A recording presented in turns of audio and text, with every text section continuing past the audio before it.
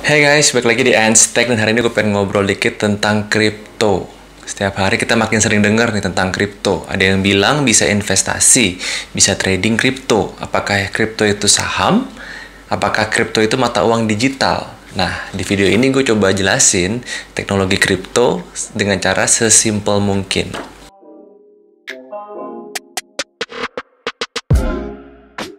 Jadi, kripto itu pada dasarnya menggunakan teknologi blockchain yang berusaha menghapus perantara. Contohnya di sini adalah bank.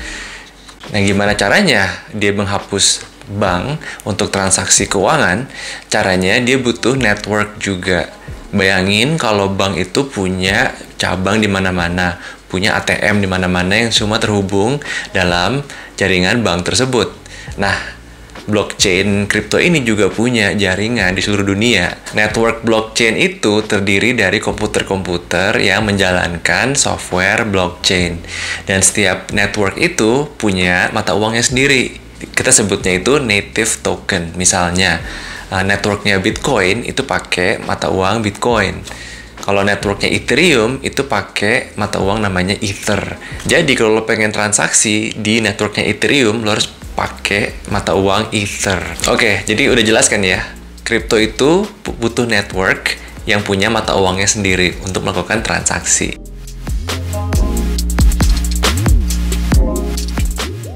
Nah, sekarang cara transaksinya tuh gimana?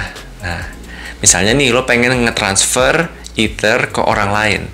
Nah, kedua pihak itu dia butuh crypto wallet yang punya alamat yang sifatnya anonim, jadi nggak ketahuan tuh sebenarnya wallet punya siapa. Nah, kalau mau transaksi, mau kirim Ether, kamu tinggal masukin aja alamat si wallet penerima itu dan jumlahnya berapa. Nanti itu akan jadi transaksi di networknya Ethereum. Nah, jadi sekarang udah ketahuan ya kalau kripto itu butuh network dan di mana nanti ada pengguna-pengguna dengan wallet address yang saling bertransaksi dengan mata uangnya si network tersebut.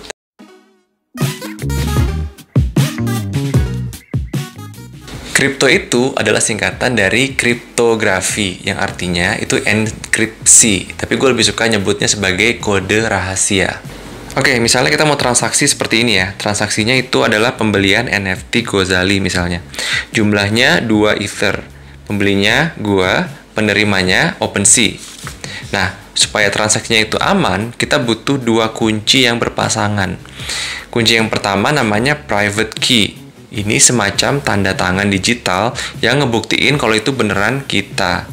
Private key ini penting banget ya guys. Ini bukti identitas kita, jangan pernah kasih tahu ke siapapun. Nah, transaksi itu akan dikunci oleh private key jadi kode rahasia. Nah, ini secara teknis itu akan diacak oleh algoritma jadi deretan angka dan huruf yang nggak jelas. Kemudian, kunci kita yang kedua itu yang namanya public key, ini nggak apa-apa kalau orang lain tahu karena fungsinya membaca kode rahasia tadi dan membuktikan bahwa transaksi itu beneran private key kita yang bikin. Jadi, kalau ada orang lain yang mau bikin transaksi palsu atas nama kita, itu nggak bisa kalau dia nggak punya private key kita.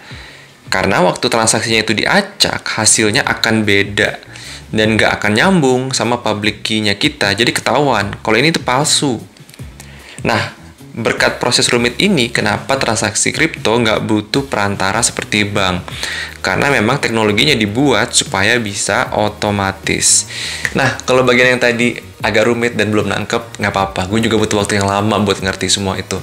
Nah, jadi tapi intinya, yang perlu kita tahu adalah kripto itu diamankan oleh algoritma tadi dan sistem kunci-kuncian yang tadi.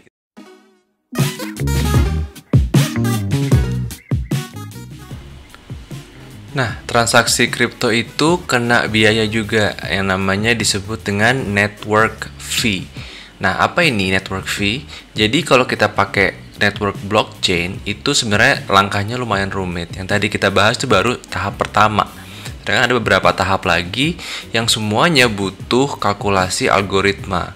Dan semua ini harus dilakukan oleh komputer-komputer khusus yang sering disebut sebagai mining. Nah, Ini semuanya butuh listrik dan komputernya pun mahal. Semakin susah algoritmanya, semakin butuh banyak listrik dan semakin mahal fee-nya. Makanya sekarang tuh masih mahal banget. Inilah kenapa kripto belum bisa mainstream, karena masih terlalu mahal biaya network fee-nya.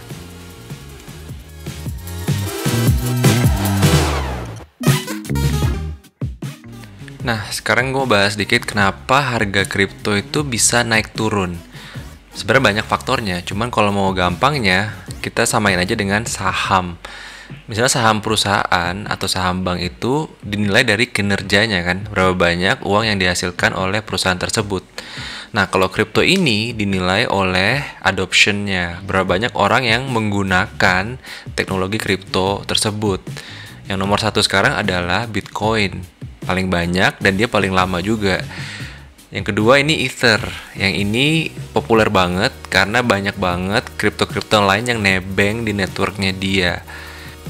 Dan sama juga dengan halnya perusahaan itu macam-macam, ya kan? Ada perusahaan e-commerce, ada perusahaan F&B, ada bank dan lain-lain.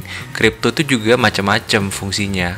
Kalau gue jelasin satu-satu itu lama banget. Mungkin gue akan bikin video lagi selanjutnya untuk ngejelasin semua jenis-jenis kripto yang ada.